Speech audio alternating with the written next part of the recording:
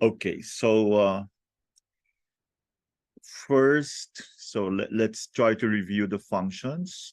So as you can see here, the spleen and the stomach. The stomach receives, digests food and drink. So if you have spleen, blood, and chi deficiency, there will be no hunger, appetite, or eating much, but there is weight loss.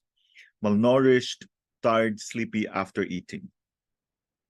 So if you have spleen chi deficiency, there is less hunger and thirst, prefers hot food and drinks, dislikes cold, long emptying time. So damp cold in the spleen, there is less thirst and hunger, great appetite, likes extreme flavors and temperature and fullness.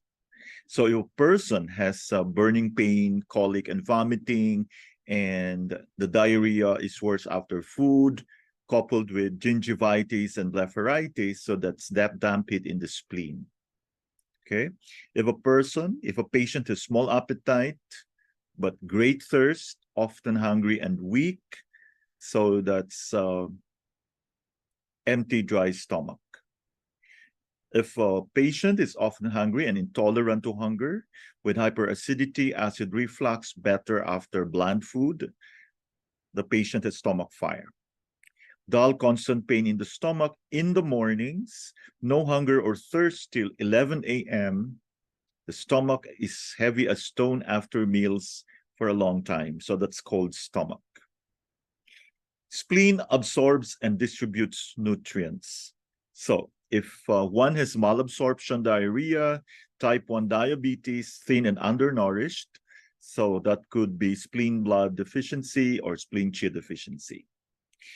And if one has undigested stools, type 2 diabetes with polyneuropathy and numbness in the periphery, that's spleen chi deficiency. If the patient is obese with fat torso but smaller extremities, with type 2 diabetes, edema, and numb hands and feet, semi-solid stools, there's damp cold in the spleen. If the patient has pancreatitis, parotitis, lymphangitis, so there's a lot of heat and dampness, it's damp it in the spleen. If emptying is easier with fluid foods, so you have an empty, dry stomach. The food moves up, not downwards, better with bland foods, so that's very stomach fire. Emptying very slow, better with smaller portions, warm and cooked food. That's cold stomach. So there is a preference for warm food and cooked food.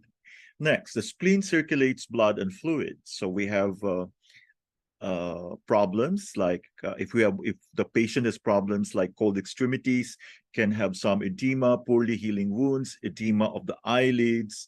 So that's spleen blood deficiency and chi deficiency.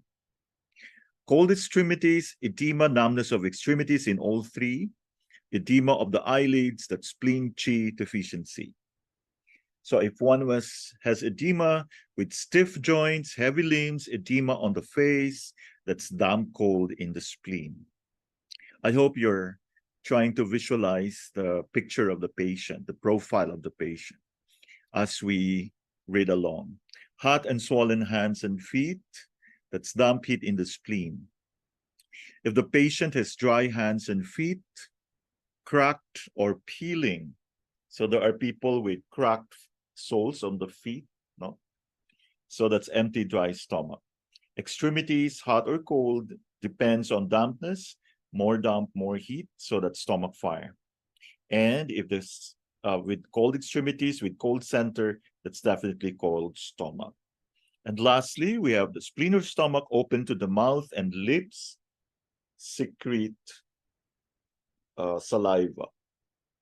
So if one has pale lips, salivation may be diminished sometimes and increase sometimes.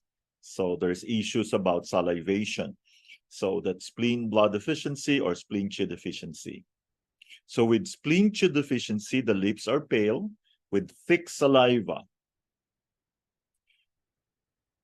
If the lips are large, pale, or purple, with excessive salivation. So that's definitely damp cold in the spleen. Next, we have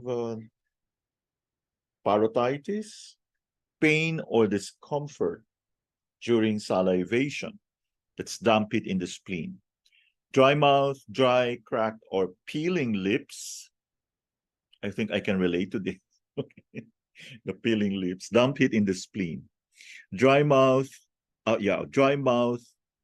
No, that's empty, dry stomach. I'm sorry. Dry mouth, dry, cracked, or peeling lips. Empty, dry stomach. At least hindi pa stomach fire. With stomach fire, there's dry mouth with bitter taste, red inflamed lips. And finally, with a cold stomach, large pale lips, excess salivation in the mornings.